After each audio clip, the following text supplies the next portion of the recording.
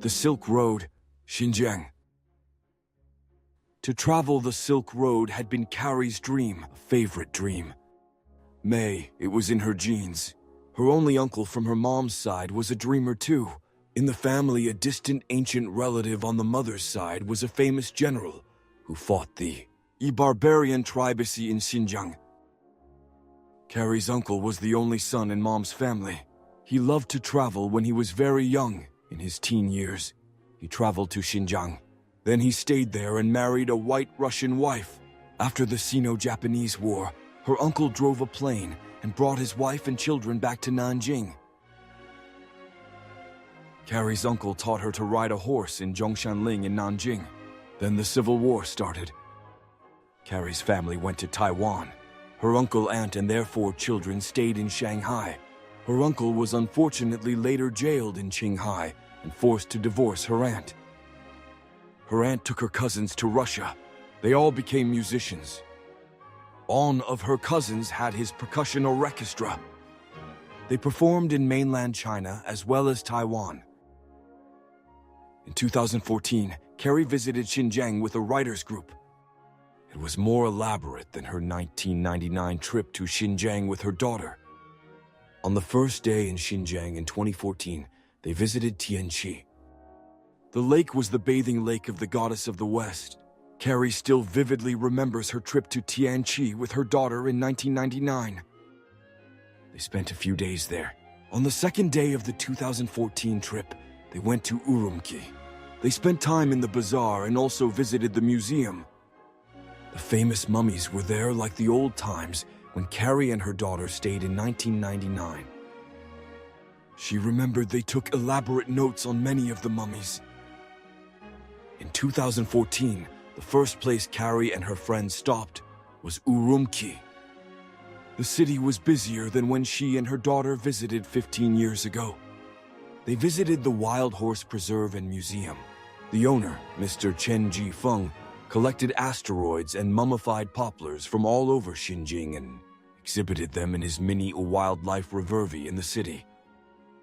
He also raised prize-winning horses on his reserve. One colt with an international grand prize had just flown back from Beijing.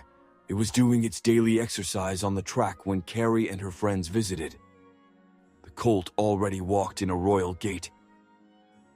From Mr. Chen's photographs exhibited in his art museum, Carrie seemed to see herself riding on the big horse in Nanjing, holding on tightly to her uncle's waist from behind.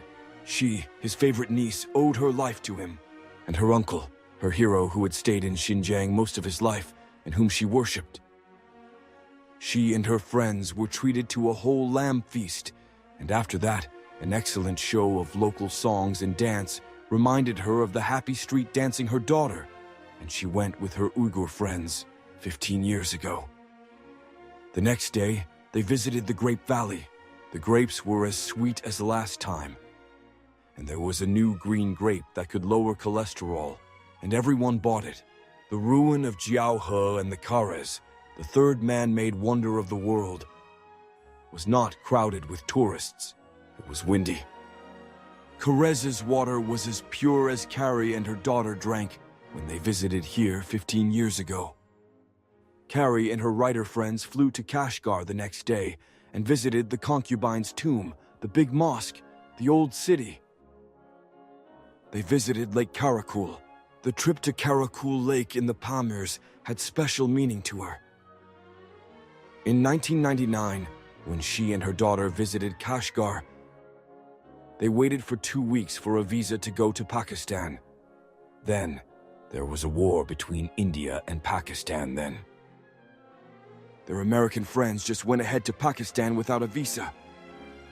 After much thinking, she and her daughter went to North Xinjiang and Lake Hanas instead.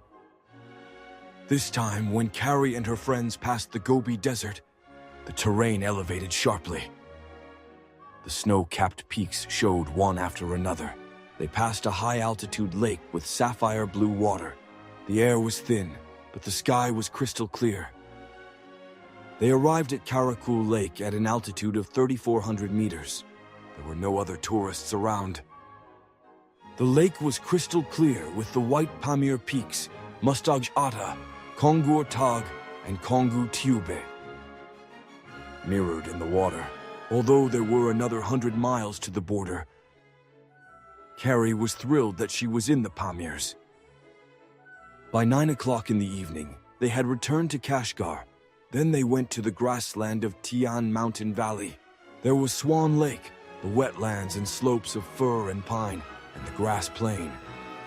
The snow hadn't entirely melted on the grass meadow. People were riding horses. She had been looking for horses to ride since the first day she arrived in Xinjiang. They rode almost daily. There was only one horse left in the stable, a brown mare. It looked like the brown mare her uncle loved in Nanjing so many years ago. Was it the horse her uncle had saved for her? She got on the horse. The wind was cold but not freezing. The sun was warm above her head. She took hold of the reins and galloped forward. On the snow-melting grassland of Tian Mountain Valley,